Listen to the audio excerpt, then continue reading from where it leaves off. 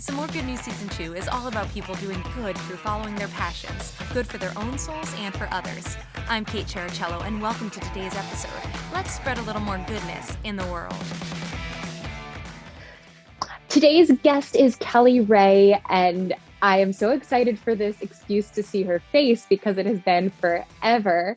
We were neighbors for multiple years, just about 5 blocks apart, but our schedules always seem to be opposite. So this is a real treat. But now she's not 5 blocks away. She is across the world in Bali. Yeah. It is first thing in the morning there, and it's evening here. So grateful you took the time to do this. I can't thank you enough.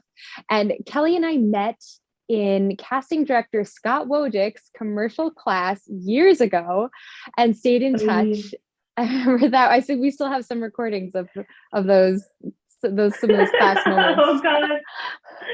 Don't worry, I won't share them here. But yeah, it was a great class and met great people in it.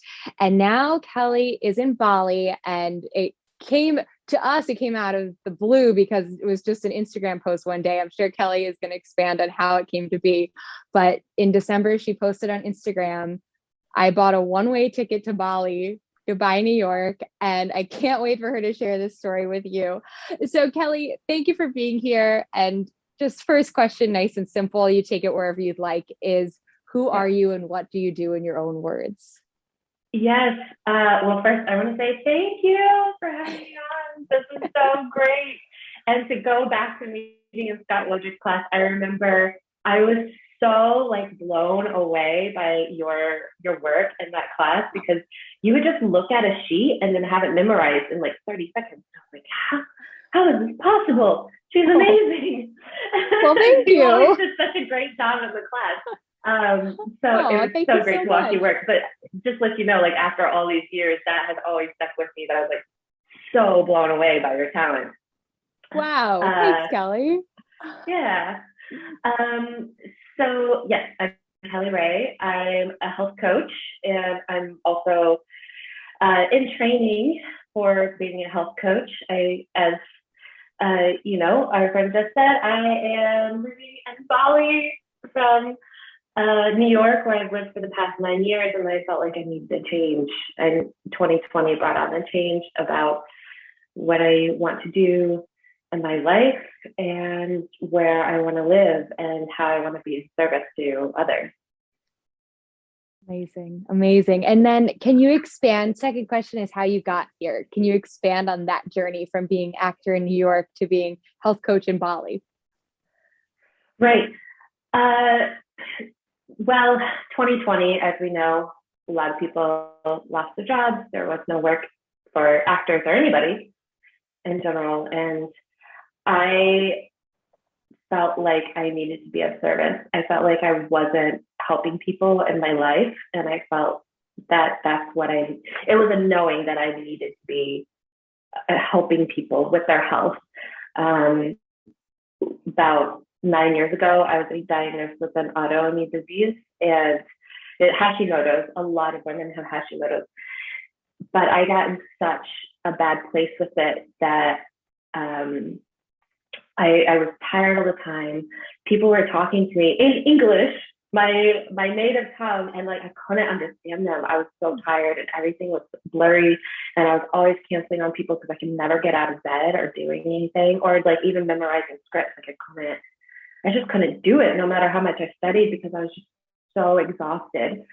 And then a very good friend of mine got me into the autoimmune paleo diet, AIP, and that really changed my life. And after I saw how food was really changing my health for the better, then I started to become obsessed with the health industry, the paleo movement, autoimmune. What are some healthier, better ways to live in life, and how to live outside of the survival and scarcity mode and more in the health and a knowing of abundance within yourself and having that change outside of you. So when 2020 came and the loss of so many things in so many people's lives, I felt like this is a good time for me to really focus on not just helping myself, but in helping other people, because I found myself with my friends and my family that they would have like little ailments and they'd be talking about their own disease in life. And I was like, oh, so you know that you can do this and you can do that. And, you know, this food is supposed to help with these kind of ailments. And my mom was like, you need to be doing this for a living. And my best friend was like, you need to be doing this for a living. And I was like, oh, yeah, you know, I've been wanting to do it, but I didn't know that there was a whole like career for it. Fantastic. Well, I remember our whenever we'd meet up, we were either talking about the latest audition and script, or it was about, you know, how this food affects this and how this piece of nutrition advice came out, and always talking about that. So it definitely seems like a very sensible career move. And just to hear your passion is so wonderful. Yeah. Yeah, it really is a passion. I can't get enough of it now. And before I felt like whatever I was learning was for me. And now it's like, I have this appetite of like, I just have to consume all the information that I can in order to be of service to people. Beautiful. And Kelly, your world over the last year has obviously changed. We've already touched on how your world looks different during COVID, but what are some things that you hope that you can't wait to get back to, like maybe a sense of normalcy that you haven't experienced in the past year? And what are things that you are really looking forward to continuing that have changed for the better in your life or in your surroundings? I mean, obviously this whole career path is one big one, but some of the other pieces. Right. Well, being here, I've missed my brother and sister's graduations, and I feel so bad about that. So family, and of course my cat. I've had my cat for 13 years, and she's with my mom now. Yes, and so she's so old, and so yeah, I miss her too. So it's my relationship. It's my family, it's my friends. I have to say, I've settled in very easily here in Bali, so there isn't much else that I miss at the moment. Well, I love what you were saying too, right before we hit record, about just the beauty there and how it shouldn't have to be like such a luxury to have this around you, and finding ways to incorporate it into your world, maybe when you go back to America or wherever else you're going to go after this. Right. This is a big thing for me, having lived in New York, and I always hated or very much disliked that mindset of scarcity or like the struggling artist. And so I would not identify with that. And when people would try to label me as that, I was like very like fucking up against that. I was like, that is not me, that is not me. But I found it very hard to live there, like outside of the scarcity mode. Like I was very much in that struggle. And I felt like right before COVID, I was just getting out of that mode of like living in that scarcity. And I think that's why 2020 was so hard for me personally, because I felt like I just found my way out of this. And now 2020 has taken this away from me, us. And then coming to Bali, and then I see so many people are living in beauty. It's so beautiful here. My camera is not picking up the beauty, and I wish it was. And I have the new iPhone. Like I have the iPhone 12, and it can't pick up the beauty. And like what I was telling you before we hit record is that I'll take a picture and it doesn't pick up the beauty, and then I feel like I need to add some filters to it to just show the beauty of like what I'm seeing. And then I'm feeling like, wow, I'm just so privileged that I get to live here, and the beauty and the luxury of it all. But then the luxury of actually being able to come to Bali, to be able to afford to do some things like a co-working space or a gym membership, like things that I couldn't do in New York. And I think, and I've been thinking about, well, maybe this doesn't have to be necessarily like the luxuries just for like the elite, but what about bringing like luxury and beauty into our own lives, like making a clean, beautiful space, making sure that you love your space. It's clear of any debris. It's like the colors that you want. My big thing, what I had just learned a year before moving out of New York, was that I did one of those online interior designers, and it was like a very good, cost-effective way to do it. And I sold my furniture and I bought some new stuff, and I just lived in a studio. It was like a very small space, so there wasn't that much to be had. But I remember just falling in love with my space for the first time in the 8 years that I finally didn't feel like, oh, I'm struggling. It was more of this, wow, I get to live here, instead of disliking this place and like, I can't believe that I live here. And so coming to Bali, it's now making me think, what do I want my space to look like later? Because how we feel at home, where we're supposed to be restful and play and build relationships and loving and feed ourselves and make that a healthy environment, make that a beautiful environment so that we can go out and feel refreshed and do better in the world. I'm going to play that recording on repeat for people, because I feel like it comes up so often about that idea of you just need that calm space. It makes all the difference. And some people, of course, have big families. There are a lot of people in their space. They can't have maybe their whole apartment or home be that, but to find a nook even that you've decorated, that you've found a calm, maybe like lighting a candle, anything you can do to create that environment. And you just said that so beautifully. I want to cut out that section and just bring it with me. Right. And I love what you said, like having a small space for yourself to do that. I also find it very important to have a morning routine. And this is something that I learned from attending an Ayurvedic retreat, that, and this sets up my whole day. When I get up in the morning, I put on Meditative Mind, which is free on YouTube, and it has like Tibetan bowls music and different frequency music for different ways they want to feel, whether it's like fill your space with love, clarifying the area, and then do an aura cleanse, of course, a little bit of like stretching, and then always before you put your feet on the floor, like giving thanks to God, your higher power. And I just say thank you, or thank you for the day. And that little bit just sets my mood. It makes me happy. It calms me. It makes me ready for the day. It makes me interested for the day, instead of, because I am a type A kind of person, so it like really like calms me and centers me, instead of like waking up to be like, my list for today is I have to write this whole list down. But it's sort of like, that's not my first thought in the morning. It's like, what needs to get done today? My first thought is, how do I calm and center myself?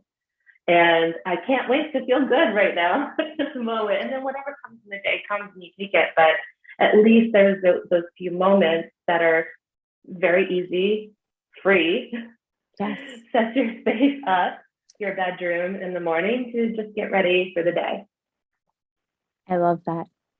And Kelly, do you have examples of, I feel like this whole episode has been examples of goodness in your life and in your world, especially with this new change, but anything from your time here in Bali that you found either for yourself or for others that is just such an example of the good in the world? And again, even as I say it, I'm like, well, she just this whole thing has been that. I feel like just listening to you about bringing that self-care to yourself, finding that groundedness, finding that start to your day, as you said, but maybe something with interacting with the Bali people, or something that you've learned from your health coaching education that just really shows more about the goodness in the world as well. Right. The Balinese are so happy. I've never seen a group of people who are so happy. And it's amazing. Yeah, everybody you come across it's nothing is urgent. It's at least it's not in their energy. Like in New York, you walk around and everybody is like, I have to get there. It's all about like making money, and I have to go do this thing, and I have to strive just because I just have to live. It's not like necessarily like being the best, or making survival. A whole bunch of money. It's just like, yes, it's survival. And so people just don't have time, and people can be very quick and don't waste my time, and very short with you because they have a lot to do.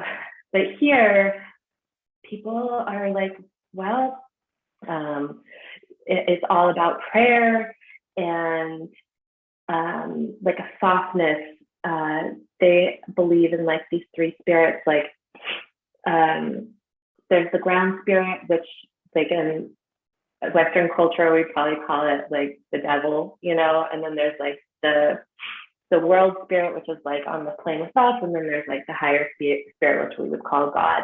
And so they pray to all those spirits like a few times a day, and there's always offerings outside of every door. And several times a day, you see people coming by and praying to it and giving a little blessing. And they believe in living in harmony, like not being fearful of things like the lower spirit, but if we give to them, that's a peace offering, then we can live in harmony with everything. And they really show that with how they live. And people just have smiles on their face, and people are always honking at you here. And the first month I was like, you know, coming from New York, I'm like, what am I doing? Right. Why is somebody honking on me? And then a local said, oh, no, people just honk here because they're saying hi. So that's what the honking is. So it's just a different thought. It's a laid back thought. And, you know, this is also something I've thought about going back to the US, is taking that kind of energy with me, of being in harmony with what is around me and taking it slower and being grateful and really feeling and sharing blessings, and, you know, don't take everything so seriously. And Kelly, is there any mantra or that you've been saying to yourself? I mean, simply thanks is just wonderful, and just that, but through all of your yoga practice and your health practice, or is there a saying that you've learned since going here that you love? Anything you can leave us with? This is something that I learned a long time ago, but I feel like I've reconnected with it here, being in Bali, as I tell myself quite often, and it's speaking to myself and it's speaking to my higher power, my God, is please make me of selfless service. And to just say that every day is like, oh, that's connecting with like what I'm doing here for myself to make me as healthy as I can be, so I can be a support to other people. That's perfect. Kelly, I feel calmer just having this talk with you already. And I think you've given us so many actionable, like, you know, simple to add in, but so important ways to make our lives better just in these couple of minutes. So thank you. Yeah, thank you for having me. You bet. Hey, let everybody know how they can follow you, because, oh my gosh, you have to see her photos on Instagram. Yes. So my Instagram handle is Kelly, KELLYES, Ray, WRAY. My name is Kelly Wray. And of course, my website is Kelly Wray at or.com. So Perfect. you can And I'll follow put me those in there the too, show and I'll notes. provide my services on there as well. Excellent. Excellent. Yeah. Kelly, thank you. Thank you. Thank you. It just such a wonderful opportunity to get to talk to you here Thanks so much today. for listening. We need all the good news we can get. This is Kate Cherichello. Please follow me at positively_Kate on Instagram for more. And if you have stories of good news that you know need to be shared, please do send me a message. If you enjoyed today's episode, it would mean so much if you shared it with your friends and left a review. Thank you, and see you next time.